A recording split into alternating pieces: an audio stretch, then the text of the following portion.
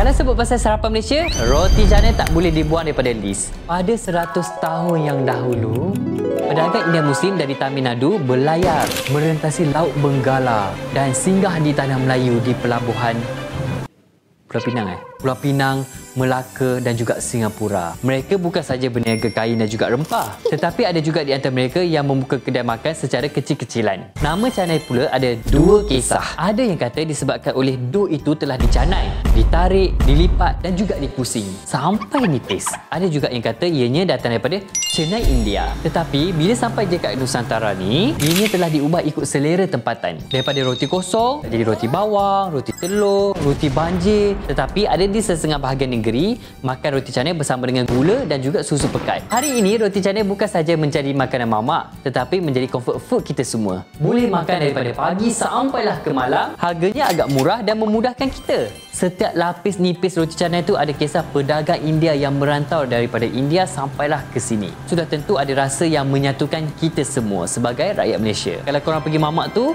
korang order roti apa? Cuba komen kat bawah.